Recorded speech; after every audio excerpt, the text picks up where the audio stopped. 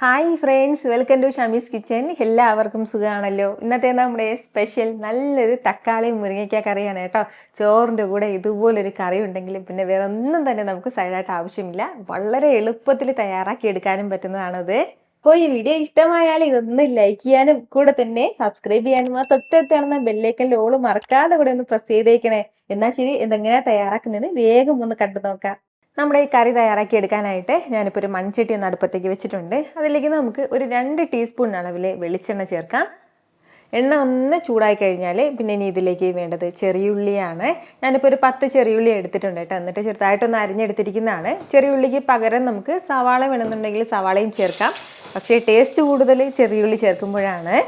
ചെറിയുള്ളി ചേർത്തിട്ട് ലൈറ്റായിട്ട് തന്നെ നമുക്ക് ഒന്ന് വഴറ്റി കൊടുക്കാം. ഇതുപോലെ ലൈറ്റായിട്ട് ഒന്ന് വഴറ്റി കൊടുത്തു കഴിഞ്ഞാൽ പിന്നെ ഇനി നമുക്കിതിലേക്ക് ചേർക്കേണ്ടത് മുരിങ്ങക്കായ ആണ്. അത്യാവശ്യം വലിയ മുരിങ്ങക്കായയിൽ ഞാനിപ്പോൾ 2 എണ്ണം എടുത്തിട്ടുണ്ട്. അത് ചേർക്കാം. ഇതുപോലെ ഒന്ന് കട്ട് ചെയ്ത് ചേർക്കുകയാണ്. മുരിങ്ങക്കയുടെ ആ ഒരു പച്ച ടേസ്റ്റ് ഒന്ന് മാറുന്നത് വരെയും ലൈറ്റായിട്ടൊന്ന് വഴറ്റി കൊടുക്കണം.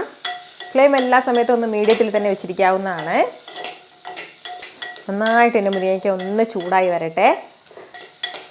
അല്പസമയം ഒന്ന് വഴറ്റി കൊടുത്തപ്പോഴത്തേക്ക് നമ്മുടെ മുരിങ്ങക്കായ എല്ലാം നന്നായിട്ട് ഇതിനൊന്ന് ചൂടായി കിട്ടിയിട്ടുണ്ട്. ഇനി ഇതിലേക്ക് ചേർക്കേണ്ടത് മീഡിയം സൈസ് തക്കാളിയിൽ 2 തക്കാളി എടുത്തിട്ടുണ്ട്. നന്നായിട്ട് പഴുത്ത തക്കാളി ചേർക്കാം.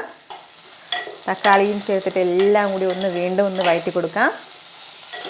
തക്കാളിയൊന്നും വെന്തൊടയണം എന്നുള്ള ആവശ്യമൊന്നുമില്ല. ലൈറ്റായിട്ടൊന്ന് ചൂടായി കിട്ടിയാൽ മാത്രം മതിയാവും.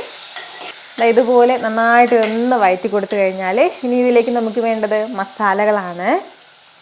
1 ടീസ്പൂൺ അളവിൽ മുളക് പൊടി ചേർക്കുകയാണ്. അധികം എരിവില്ലാത്ത കശ്മീരി ചില്ലി പൗഡറാണ് ചേർക്കുന്നത്. നല്ല എരിവുള്ള മുളക് പൊടിയാണെന്നുണ്ടെങ്കിൽ 1/2 ടീസ്പൂൺ മതിയാവും. കൂടെ 2 ടീസ്പൂൺ അളവിൽ മല്ലിപ്പൊടിയും കൂടെ വേണ്ടത് 3 പച്ചമുളക് കൂടിയാണ്. നമ്മുടെ ഈ കറിയിലേക്ക് എരിവ് കൊടുക്കുന്നത് പച്ചമുളകാണ് കേട്ടോ. ഇത്രയും ചേർത്തിട്ട് നന്നായിട്ട് ഇനി ഒന്ന് വഴറ്റി കൊടുക്കാം. മസാലയുടെ ആ ഒരു പച്ചമണം മാറുന്നവരെ മാത്രം ലൈറ്റായിട്ട് ഒന്ന് വഴറ്റി കൊടുക്കാവുന്നതാണ്.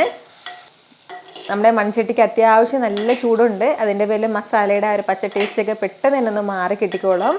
ഇതുപോലെ നന്നായിട്ട് ഇതെല്ലാം ഒന്ന് മിക്സ് ചെയ്ത് യോജിപ്പിച്ചെടുത്ത് കഴിഞ്ഞാൽ പിന്നെ ഇനി നമുക്കിതിലേക്ക് ആവശ്യത്തിനുള്ള വെള്ളം ചേർക്കാം. 2 കപ്പ് അളവിലാണ് കേട്ടോ ഞാനിപ്പോൾ ഇതിലേക്ക് വെള്ളം ചേർക്കുന്നത്. വെള്ളം ചേർത്ത് നന്നായിട്ട് ഇതെല്ലാം കൂടി ഒന്ന് മിക്സ് ചെയ്ത് കൊടുക്കണം. ഇനി ഇതെല്ലാം കൂടി നന്നായിട്ടൊന്ന് മിക്സ് ചെയ്ത് യോജിപ്പിച്ചെടുത്തിട്ട് പിന്നെ ചേർക്കേണ്ടത് ഉപ്പാണ്. ഇതുപോലെ ഒരു 3/4 ടീസ്പൂൺ അളവിൽ ഉപ്പ് ചേർക്കുകയാണ്. ഉപ്പും ചേർത്തിട്ട് നന്നായിട്ട് വീണ്ടും ഇതൊന്ന് യോജിപ്പിച്ചെടുക്കണം. ഇനി നമുക്കിതൊന്ന് അടച്ചു വെച്ചിട്ട് ഒരു 5 മുതൽ 7 മിനിറ്റ് വരെ നന്നായിട്ട് ഇതൊന്ന് തിളപ്പിച്ചെടുക്കാം. അത്രയും സമയം കൊണ്ട് തന്നെ ഒരു 3/4 ഭാഗത്തോളം നമ്മുടെ മുരിങ്ങക്കായ എല്ലാം നന്നായിട്ട് തന്നെ ഒന്ന് വെന്ത് കിട്ടിക്കോളും. ഇതിപ്പോൾ ഇങ്ങനെ ഒന്ന് തിളയ്ക്കാൻ തുടങ്ങിയിട്ട് ഏകദേശം ഒരു 7 മിനിറ്റോളം ആയിട്ടുണ്ട്. ഇനി നമുക്കിതിലേക്ക് ചെറിയൊരു തേങ്ങാക്കൂട്ട് കൂടി ചേർക്കാനുണ്ട്. തേങ്ങാക്കൂട്ടിന് വേണ്ടിയിട്ട് ഞാനിപ്പോൾ ഒരു 1/2 കപ്പ് അളവിൽ ചിരകിയ തേങ്ങ എടുത്തിട്ടുണ്ട്. കൂടെ ഒരു 1/2 ടീസ്പൂൺ അളവിൽ മഞ്ഞൾപ്പൊടി, പിന്നെ വേണ്ടത് ഒരു 2 അല്ലി വെളുത്തുള്ളിയും കൂടിയാണ്. ഇതിലേക്ക് ഒരു അല്പം വെള്ളം കൂടി ചേർത്തിട്ട് നല്ല സ്മൂത്തായിട്ട് നമുക്ക് മിക്സിയുടെ ജാറിലൊന്ന് അരച്ചെടുക്കാം. ഞാനിപ്പോൾ ഇത് നല്ല സ്മൂത്തായിട്ട് ഇതൊന്ന് അരച്ചെടുത്തിട്ടുണ്ട്. ഈ ഒരു തേങ്ങാക്കൂട്ട് നമുക്കിതിലേക്ക് ചേർക്കാം. മിക്സിയുടെ ജാറിലേക്ക് ഒരല്പം വെള്ളം കൂടി ചേർത്തിട്ട് അതും കൂടി ഇനി ഇതെല്ലാം കൂടി നല്ല രീതിക്ക് ഒന്ന് മിക്സ് ചെയ്ത് യോജിപ്പിച്ചെടുക്കാവുന്നതാണ്. ഇനി ഇതൊരു 2 മിനിറ്റ് നന്നായിട്ട് നിന്ന് തിളയ്ക്കട്ടെ. അടച്ചു വെക്കാവുന്നതാണ്. ഒരു 2 മിനിറ്റ് മാത്രം തിളച്ചാൽ മതിയാവും. ഇതിപ്പോൾ ഇങ്ങനെ ഒന്ന് തിളയ്ക്കാൻ തുടങ്ങിയിട്ട് ഏകദേശം ഒരു 2 മിനിറ്റ് മാത്രമായിട്ടുണ്ട്. ഒരുപാട് സമയത്ത് നമ്മൾ തിളപ്പിക്കരുത് കേട്ടോ, എങ്കിൽ പിന്നെ തേങ്ങ പിരിഞ്ഞു പോകും.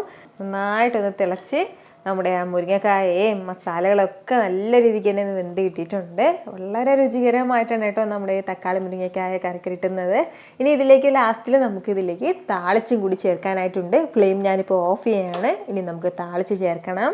അപ്പോൾ താളിപ്പ് തയ്യാറാക്കാനായിട്ട് ഞാനിപ്പോൾ ചെറിയൊരു താളിപ്പ് ചട്ടി ഒന്ന് അടുപ്പത്തേക്ക് വെച്ചിട്ടുണ്ട്. അതൊന്ന് ചൂടായി വരുമ്പോഴത്തേക്ക് ഇതിലേക്ക് നമുക്ക് 1 ടേബിൾ സ്പൂൺ അളവിൽ വെളിച്ചെണ്ണ ചേർക്കാം.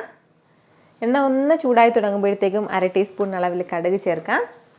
കൂടെ ഒരു 1/4 ടീസ്പൂൺ അളവിൽ മുഴുവൻ ഉലുവയും കൂടി.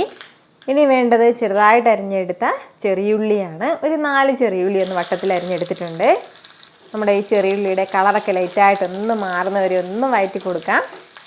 ഇപ്പോൾ നമ്മുടെ ചെറിയുള്ളിയുടെ കളറൊക്കെ നല്ലൊരു ഗോൾഡൻ ബ്രൗൺ കളറിലേക്ക് വന്നിട്ടുണ്ട്. ഇനി ഇതിലേക്ക് നമുക്ക് ഒരു 3 വറ്റൽ മുളക് ചേർക്കാവുന്നതാണ്. കൂടെ തന്നെ ഒരല്പം കറിവേപ്പിലയും കൂടി. ഇത്രയും ചേർത്തിട്ട് നന്നായിട്ടൊന്ന് വഴറ്റിയെടുക്കണം. ഇനി നമുക്ക് ഫ്ലെയിം ഓഫ് ചെയ്യാം കേട്ടോ. ഇനി ഈ ചൂടോടുകൂടി തന്നെ നമ്മുടെ ഈ താളിപ്പ് നമ്മുടെ മുരിങ്ങക്ക കറിയിലേക്ക് ചേർക്കാവുന്നതാണ്. ഇനി ഇതൊന്ന് ലൈറ്റായിട്ട് മിക്സ് ചെയ്ത് കൊടുക്കണം. എന്നിട്ട് ഒരു 10 മിനിറ്റ് ഒന്ന് അടച്ചു വെച്ച് കഴിഞ്ഞിട്ട് സൂപ്പറായിട്ട് നമുക്ക് ഒന്ന് സെർവ് ചെയ്യാവുന്നതാണ്. വളരെ രുചികരമായിട്ടുള്ള നല്ലൊരു തക്കാളി മുരിങ്ങയ്ക്ക കറിയാണ് കേട്ടോ. നമുക്കിപ്പോൾ ഈ തക്കാളി 2 തക്കാളി എടുക്കുന്നതിന് പകരം 1 തക്കാളി എടുത്തിട്ട് കൂടെ കുറച്ച് പച്ചമാങ്ങയും കൂടി ചേർത്തിട്ട് അങ്ങനെയൊക്കെ തയ്യാറാക്കി എടുക്കാവുന്നതാണ് കേട്ടോ. വളരെ രുചികരമായിട്ടാണ് അങ്ങനെ നമ്മൾ ചെയ്തെടുക്കുമ്പോഴും കിട്ടുന്നത്. ഇതുവരെയും ഇതുപോലൊരു തക്കാളി മുരിങ്ങയ്ക്ക കറി തയ്യാറാക്കിയിട്ടില്ല എന്നുണ്ടെങ്കിൽ മസ്റ്റായിട്ട് നിങ്ങളൊന്ന് ട്രൈ ചെയ്ത് നോക്കണം. വളരെ രുചികരമായിട്ടാണ്. ഞാൻ എടുത്തെടുത്ത് വീണ്ടും വീണ്ടും പറയുന്നില്ല. നിങ്ങൾ ട്രൈ ചെയ്ത് നോക്കിയിട്ട് നിങ്ങളുടെ ഫീഡ്ബാക്ക് എനിക്കൊന്ന് മറക്കാതെ അറിയിച്ചേക്കണം. കാരണം നിങ്ങളുടെ ഫീഡ്ബാക്ക് കാണുമ്പോഴായിരിക്കും അത് മറ്റുള്ളവർക്കും തയ്യാറാക്കി നോക്കണം എന്നുള്ളൊരു പ്രചോദനം ഉണ്ടാവുന്നത്. എത്ര എളുപ്പത്തിലും രുചികരമായിട്ടാണല്ലേ നമ്മൾ തയ്യാറാക്കി എടുത്തിട്ടുള്ളത്. അപ്പൊ ഇത് ഇഷ്ടമായാൽ ഇതൊന്ന് ലൈക്ക് ചെയ്യാനും കൂടെ തന്നെ നിങ്ങളുടെ ഫ്രണ്ട്സിനും ഫാമിലിക്കും എല്ലാവർക്കും ഇതൊന്ന് ഷെയർ കൂടി ചെയ്ത് കൊടുത്തേക്കണം. ഇതുപോലുള്ള റെസിപ്പിക്ക് വേണ്ടിയിട്ട് നമ്മുടെ ഷാമീസ് കിച്ചൻ ചാനൽ ഫോളോ ചെയ്യാനും സബ്സ്ക്രൈബ് ചെയ്യാനൊന്നും ആരും മറക്കരുത്. വീണ്ടും നല്ലൊരു ഉഷാറ് വീഡിയോ ആയിട്ട് നാളെ കാണാം. അതുവരേക്ക് എല്ലാവരും ഹാപ്പി ആയിട്ടിരിക്കുക, സന്തോഷമായിട്ടിരിക്കുക, എല്ലാവരും സേഫ് ആയിട്ടിരിക്കണം. Take care friends. ടാറ്റാ.